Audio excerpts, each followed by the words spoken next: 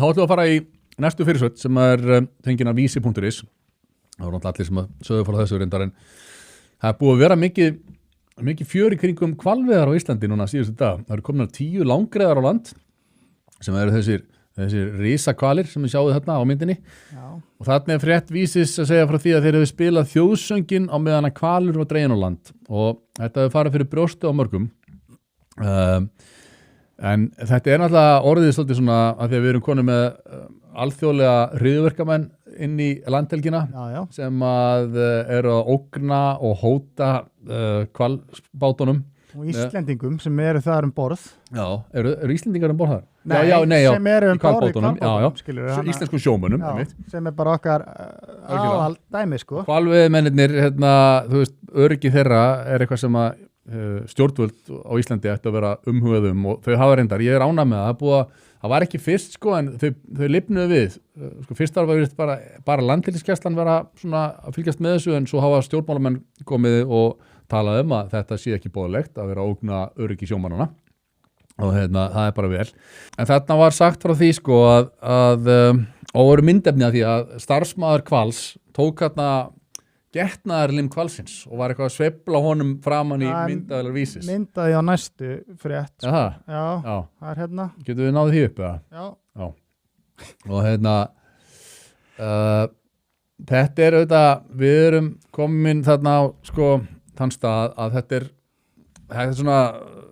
er þjóðernis barátta af því að sko það er réttur Íslendinga að veiða hvali og þeir eru ekki útrýmingarhættu þessi hvalir, þeir eru að þvert á móti, bara mann ekki hvað talan var einhver 150.000 svona hvalir bara einhvers staðar í kringum okkur og þeir eru að éta fisk alveg eins og togarar sko.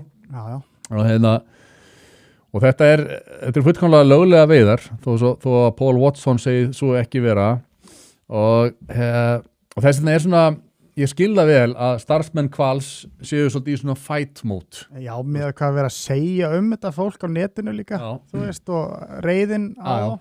En það er samt sem áður, við vitum það að í samfélagi veiðimanna að þá er náttúrulega skýra reglur, maður eigi alltaf að sýna sko bráðinni ákveðna virðingu. Já, þetta er náttúrulega svolítið fáralegt sko. Þess vegna get ég ekki ég sá að margir eru að segja hvað má ekki neitt og býta að hafa gaman og eitthvað svona. Þetta er svolítið. En ég held að Kristján Loftsson ætti að taka þennan strák til eyrna og aðeins að lesa honum pistilinn og þess að það er bara þetta veiðimannaprinsip sko. Þú átt ekki að sýna bráðinni sem þú veiðir einhverja óvirðingu. Og ég held það í alveg við í þessu dæmi og þarna kemur hún Hanna Katrín Friðriksson og sagði hreinlega, hún var reyndar aðalega að tala þjóðsöngin, þetta væri hvernig orðaði hún það hvernig var fyrirsögnin hún sagði, hægið ykkur eins og fullorðið fólk og og þetta væri fíblaskapur sem var ekki gerður með orðspor þjóðarinnar í huga, það er líka alveg rétt sko, þetta er ekki sérlega gott fyrir sko ferðamannaðina á Íslandi að menn séu að djöflast þarna með getnaðarlim hvalsins og sína þessu svona mikla óvirðingu en hún sagði þetta að þjóðsöngurinn væri svona nýtingin á þjóðsöngnum við þessar aðstæður auðvitað óviðeigandi.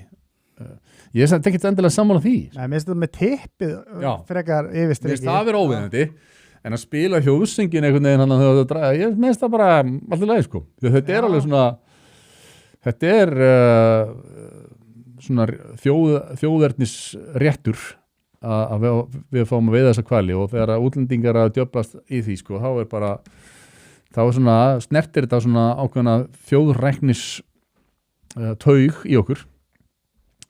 En hún sagði þarna reyndar að sko hún var svona bæði að skamma starfsmenn hvals sem voru að haga sem þessum hætti og einnig Paul Watson og félaga. Þeir ætti að líti eigin barm. Það sé alvarlegt mál þegar sjómönnum sem starfa við hvalveiðar sé hóta lífláti. Þannig að hún var svona ég var svona allt í lagi ánægð með hana Hönnu Katrínu Friðriksson í þessu viðtali, myndi ég segja. Við hefum náttúrulega bara að borda þetta skip og handtaka Já. sko. Já, ég meina bara, fyrst að stoppa Bandidos og Hells Angels Já, í nákvæmlega. Keflavík og snúa þeim við, þá er bara að taka þessar hryðverk, menn þetta er sami maðurinn og sökti í hvalbátunum Já, árið 1986. Það er bara, það er bara sami gaurinn og fór borð og sökti í bátunum fyrir 40 árum síðan. Þetta er bara hryðverkamenn, má segja það. En það er hún segir það liggur alveg fyrir að við munum gæta velferðar, heilsu og lífs íslenskra sjómanna með öllum ráðum sem eru tiltæk og auðvitað er það ólíðandi að aðgerða sinnar gerir sér leika því að hóta fólki sem er að stunda sína atvinnu hér, sagði Hanna Katrín Friðriksson. Paul Watson og hans fólk má alveg heyra undir þennan hóp sem ég hvet til þess að haga sig eins og fullorðu fólk, eins og siðmennta fólk.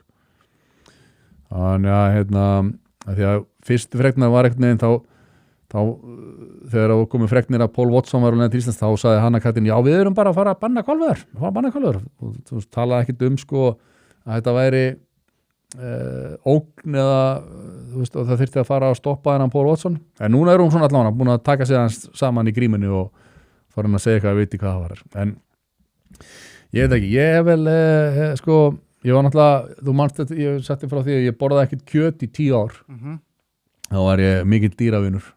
Þetta var svona dýravöndunar sjónamið sem að var til þess að ég hætti að borða kjöt og þá fannst mér alveg galið að vera við að hvali en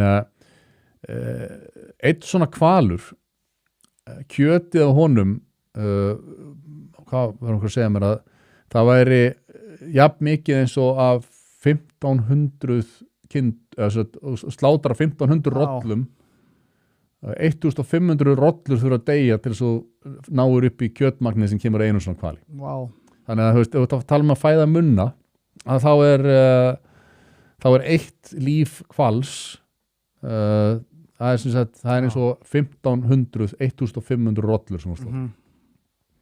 Þannig að maður setja það í svona smá samhengi Já. Það er að því að kjötið af þessu er bara rosa gott bara svona á borðið við gott það er bara eins og nautakjöt og þú getur farið á getur fengið þetta á fínustu grillhúsum bæjarins besta grillhús sem þú finnur á Íslandi, það er steikhúsið það er á Tryggvagötu eða eitthvað við veitum ekki hvalkjöt þar það er beint frá Kristjáni eða? Ég veit það ekki en þetta er búið að vera spennandi að fylgjast með þessu og við höfum eftir að sjá hvað verður. Ég er ekki sammála því að við höfum að fara að banna hvalveiðar með lögum en það þarf náttúrulega samt að tryggja að veiðarnar séu eins mannúðlegar og hægt er og það er ekki hvalirnir séu ekki að þjást. Það er mjög erfitt held ég. Já, ef það er spurning við viljum ekki vera að slátra dýrum þannig að þau séu í einhverja marga klukkutíma í einhverju dauðastríði Nei, það er svolítið. Ef það er ekki hægt þá skal ég alveg skoða það en ég held annars að hvalveiðar séu bara fullkomlega réttmætar. Kæru vinir, takk fyrir að horfa á stutt brot úr Harmageddon. Við minnum á að það kostar ekkert að brosa og það kostar heldur ekkert að subscribe á YouTube brásun okkar. En ef þú vilt sjá þáttinn í fullri lengd þá ferðu á broadcast.is og nærðir í áskrift. Takk fyrir.